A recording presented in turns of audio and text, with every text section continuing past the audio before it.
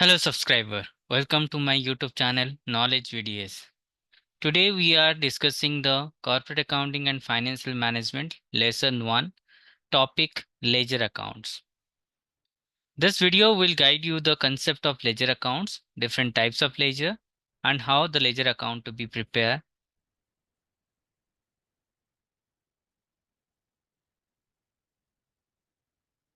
First let's understand what is ledger account.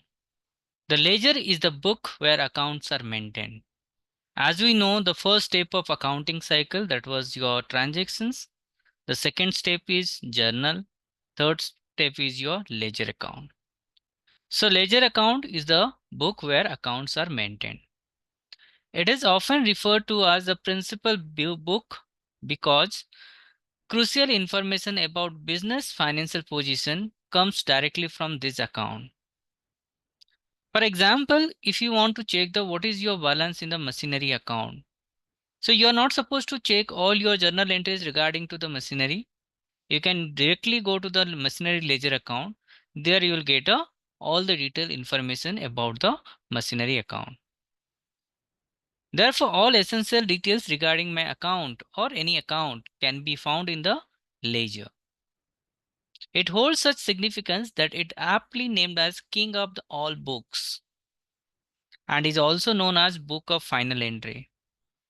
Why it is called as a King of all books? The reason behind that, as I have given you example regarding the machinery. The company owner or the management or the stakeholder, they want to check what is the balance in the machinery accounts.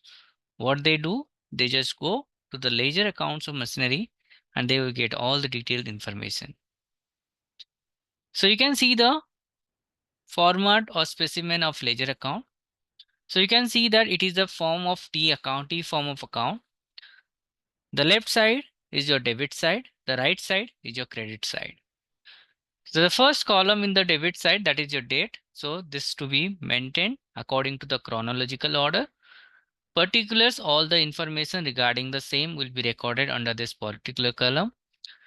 Journal folio, it is the page number from the where the journal entry is reported in the ledger account. So you can easily get the page number of the journal entry for the same transaction which was journalized in a ledger account.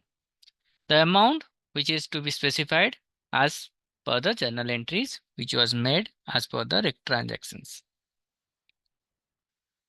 What is ledger posting?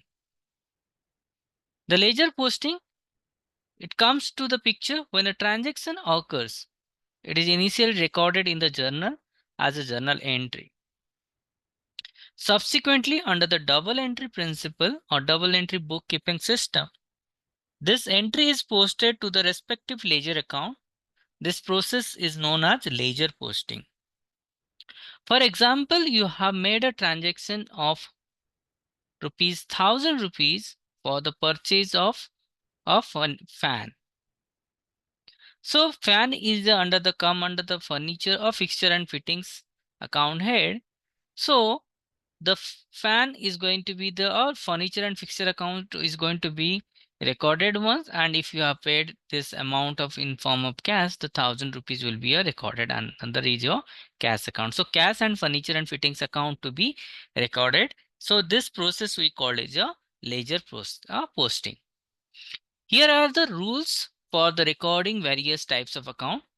If it is the nature of assets, so increase on the left hand side, that means it will debit, and decrease on the right hand side, that would be credit. If it is a liabilities and capital, increase on the credit side and decrease on the debit side. If there is a liability is increase, that should be recorded in the credit side. If the liability will be decreased, it will be recorded on the debit side. Expenses, if there is a expenses increases, it will be recorded on the debit side. If the expenses are decreases, that will recorded on the credit side. Income or gain, if the income or gain is increases, it will be recorded on the credit side, and if it is decrease, it will be recorded on the debit side. Now the in the ledger account, how the closing balance and opening balance will be treated. The closing balance of an account, whether debit or credit, is the balance obtained at the end of the accounting period. Accounting year period will be end, that is your at the end of the financial year. So if it is the nature of nominal account, so how it will be recorded? Nominal account balances are closed by transferring them to the trading account or profit and loss account, which shows the net operating result, either net profit or net loss. So whatever the ledger account in the nature of nominal account, all this balance will be transferred to the trading and profit and loss account to get the financial performance of the business, that is your net profit or net loss. But the account which is related to the personal account and real account, these accounts represent assets, liabilities, and owner equities, so are reflected in the balance sheet, which depicts the financial position of the business on a specific date. Means if any ledger account which is the nature of personal account or real account, all this balance will be transferred to the balance sheet to show a financial position of the business as on the specific date. Always I keep you reminding one thing: balance sheet is not an account, it is a statement, because it is prepared as on specific date.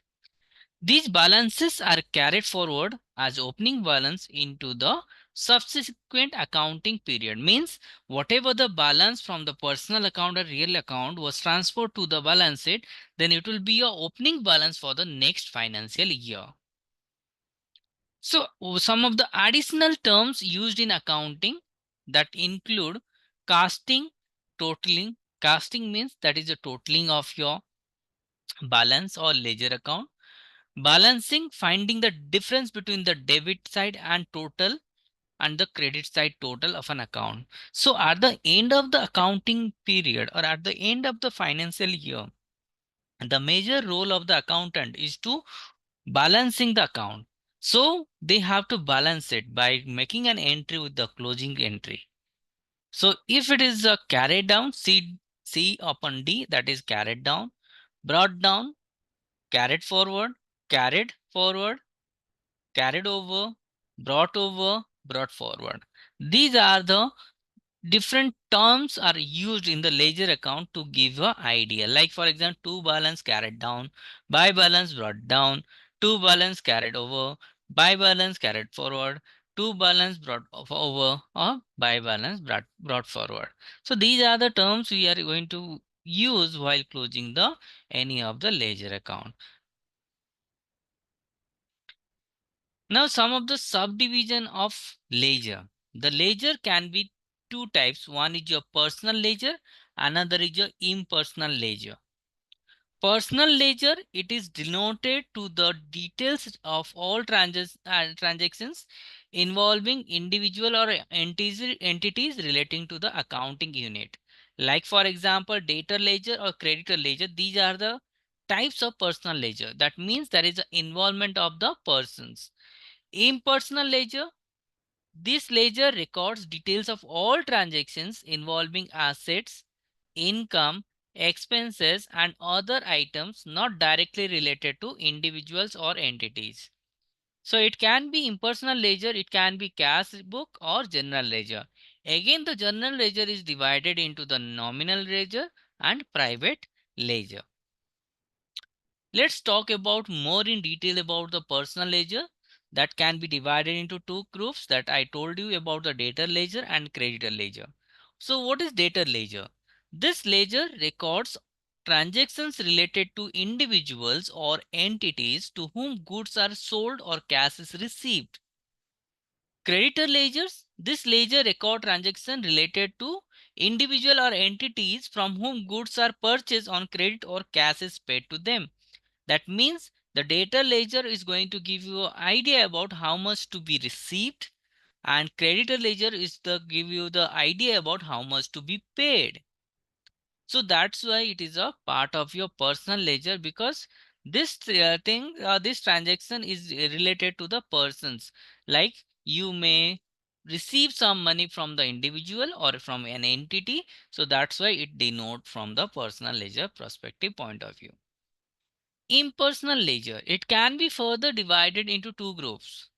Cash book, This book record all cash and bank transactions, and general ledger, this ledger records all transactions related to the real account, nominal account, and detail from the debtor ledger and creditor ledgers. That means that will give you idea about all the personal ledger in the format of the general ledger. The general ledger, it can be divided into two parts. One, as told you, the nominal ledger and your private ledger. Nominal ledger, this ledger records transactions related to the income and expenses. And private ledger, this ledger records transactions relating to assets and liabilities. So what are the advantages of subdivision of ledger? Why there is the requirement of the division of ledger, and what are the advantages that we see while making a subdivision of ledger? The first advantage, easy to divide work. Subdivision allow record to efficiently maintained by designated employees. You can give this subdivision ledger. Let's say you have given the personal ledger to the one department. They will going to handle all the personal ledger related information. Easy to handle. Subdivision reduce the size and the volume of the ledger, making it more manageable. It is easy to collect information. Different classes of ledger facilitate easy retrieval of specific transactions or types. Minimizing of mistakes or minimization of mistakes. Subdivision reduce the likelihood of error of occurring. So that will going to reduce the chances of error in the books of account. Easy to compute. Subdivision enables quicker computation of accounting tasks or benefiting management. Fixation of responsibility. Subdivision will going to give the allocation of specific tasks to different employees, establishing clear responsibility. Thank you guys. Keep watching the video. Subscribe to my channel.